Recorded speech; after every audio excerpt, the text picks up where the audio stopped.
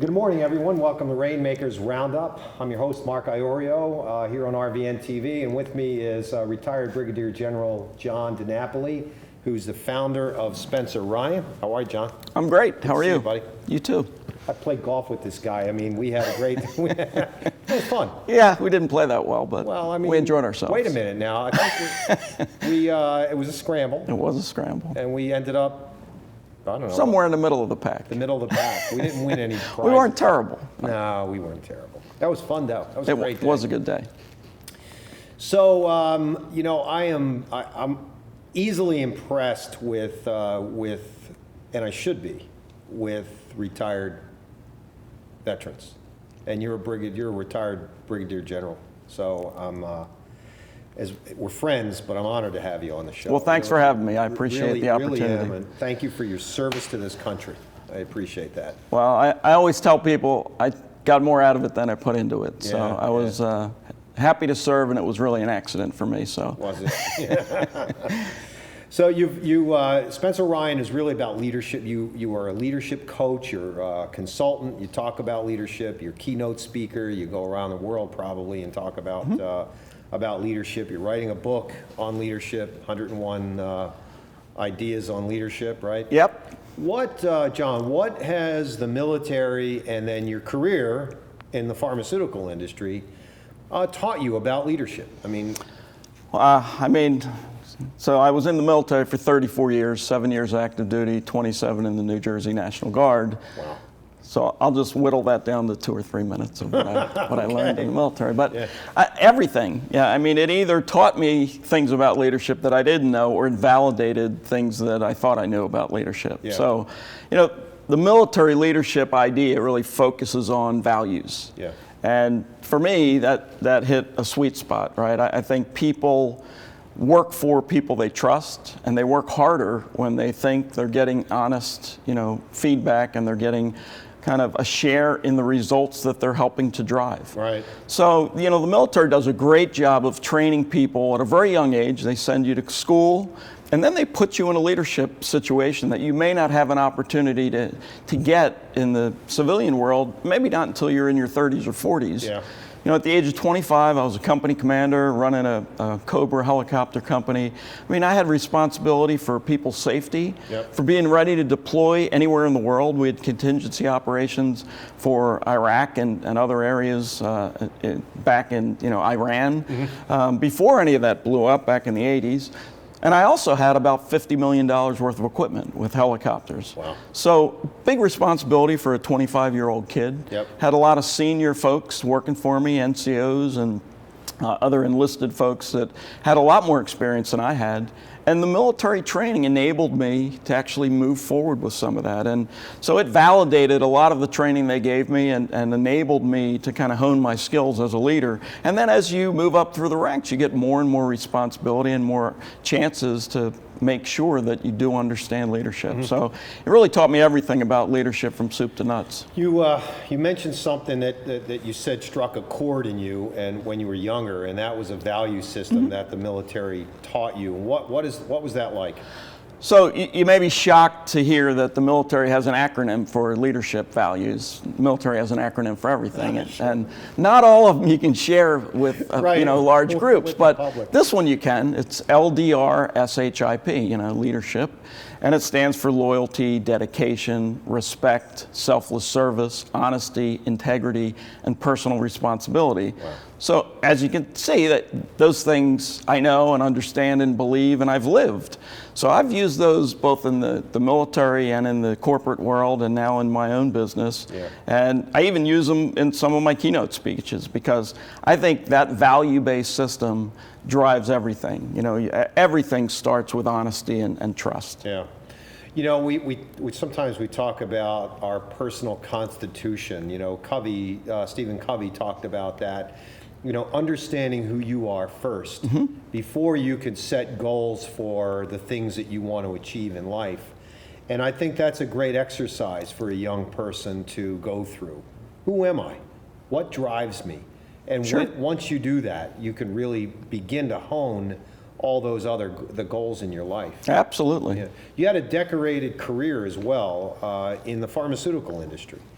Tell us about that and how what you learned in the military helped you in the pharmaceutical industry. Yeah, so I had a little bit of a misconception when I was leaving the military. Part of why I left the military is I remember thinking, well, in the military, there's no real bottom line, right? Some of the people that don't produce or not very good still get to move up through the ranks. But in the corporate world, right, there's a bottom line, so only those that produce are going to be elevated. And I remember before I left, a colonel called me into his office and said, "Why are you leaving?" And I said, "I need to go somewhere where there's a bottom line and only really good people, move up." And he said to me, "You're just trading in your uniform for a suit. And you're going to go find that in every organization, there are good people that move up, and there are people that aren't so good that move up for various reasons." Right. I didn't really believe him then. It turns out he was right. He was right. And for me, I learned in many respects, leadership is leadership, whether it's in the civilian world, whether it's in a nonprofit, corporations, the military. You're leading people. Right. And people are driven to follow other folks that they trust and that they share their values. Yeah, absolutely. So in the pharmaceutical industry, I learned the same thing, that good companies that promoted good people because they had good value systems were successful. Some of those that, the leaders wanted people to tell them how great they were and surround themselves with yes people, I don't think they did as well in the long term, right? So eventually that catches up with organizations. And whether you're in a military uniform or any other group, good people that are led properly usually succeed. Yeah. What are the other similarities and differences that you saw, right, in the Army versus going to work for corporate America? Yeah, so in the Army, I think there was much more of a focus on mission accomplishment. If we had a helicopter break on a Friday afternoon, we used to track all of our helicopter up and down time. So if you had a whole weekend where a helicopter was down, that counted against your operational readiness rate. So if you broke a helicopter on a Friday afternoon and you had the part for it, everybody stayed and fixed it. And if that meant you were there till 10 o'clock and you had to buy the crew chief some pizzas and, when the day was done, have a beer, that's what you did. Right. When I got to the corporate world, I thought there'd be that same level of mission accomplishment focus. And I didn't always find that. And that was a little bit of a shock to me because I expected everybody to run that speed. And when you look around and not everybody's running that speed, it took me some adjustment to realize that there still could be very good people that just aren't capable of keeping up with the speed you want to run. Yeah. A lot of those people feel like they're doing a great job, but they leave at 5 o'clock. They have another life, right? To lead, absolutely. right? So there's that balance. Yeah, and I think it's important to keep that balance. I don't think everybody needs to work 18 hours a day, but there's a time when you do need to work 18 hours a day, when something's really important and everybody needs to pull together. Right. But you look back in the military and you look at when you're on a mission, right? When you're deployed, right? You have a specific mission to accomplish. Absolutely. And it's pretty definitive. Sure. Where in business, a lot of times people sort of meander. There's no real definitive purpose. Yeah.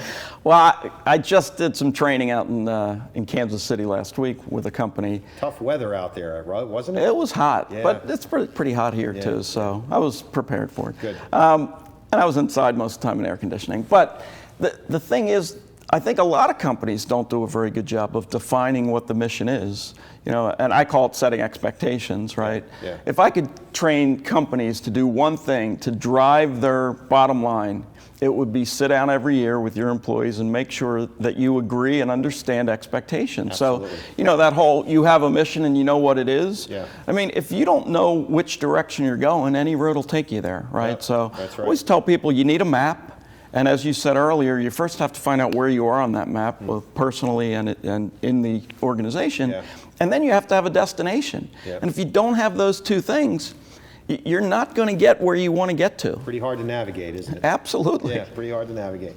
I love that. I mean, this is my life's work, so I love what you're talking about. Sure. John, tell us a little bit about what Spencer Ryan does and the product services you offer. When you go to Spencer Ryan website, you do a lot. I mean, there's a lot you do. It's not just about leadership. It's about coaching. It's other things. Sure. So, I think I put it into buckets. One of the things I do is keynote speaking, and that gives me an opportunity to talk to broader audiences and kind of give them an insight into what good leadership, good management, motivation, those kind of things are. So somebody had asked me a few months ago, well, can you come in and train 100 of our people? I said, well, how do you want me to do that? And they said, well, we're going to put them all in a room for 3 hours. I said, no, I can't train 100 people in a room. I said, I can do a keynote and explain to them what some of the great opportunities are to improve their management skills or their leadership skills, depending on what your focus is. Yeah. But if you want training, you can't put more than 20, 25 people in a room and give me 2 or 3 days to train them. Right? Because they need a process to begin with so they can go back and use that. So I do keynote speaking. We do training seminars 2 and 3 days. Again, in small groups. And the reason we use small groups is because they're very interactive. Mm-hmm. First thing we do is we put all the chairs in a U shape. We take all the tables out. Mm-hmm. People walk in and say, oh my God, I have nowhere to hide, right? Right. Well, that's the idea, right? Put my phone. Exactly. I mean, we've all been through bad training. Yeah. So there's nothing worse than sitting in a row of chairs and you can't keep your eyes open because you're bored. Yeah. So I'm a big believer that PowerPoints don't work. I had my fill of those in the military, so we don't use any of those. So we make it very interactive, and I think it makes the teams better. It enables them to learn stuff, and you can actually put people in groups together so they work through some of that stuff. So the last thing I do is executive coaching, and that's one-on-one typically, and I always meet somebody individually, and I always tell people, not everybody is ready or willing or interested in being coached. Mm-hmm. So the first thing I ask the person that wants to bring me in, say, hey, I need you to help this person get better here. Well, do they want to get better? Because I can't fix them. What, I'm going to lay hands on them and all of a sudden they're going to be, I don't do that, So change is hard. And if you want to improve as a leader, you have to focus on making some of those changes. Absolutely, yeah. Great point.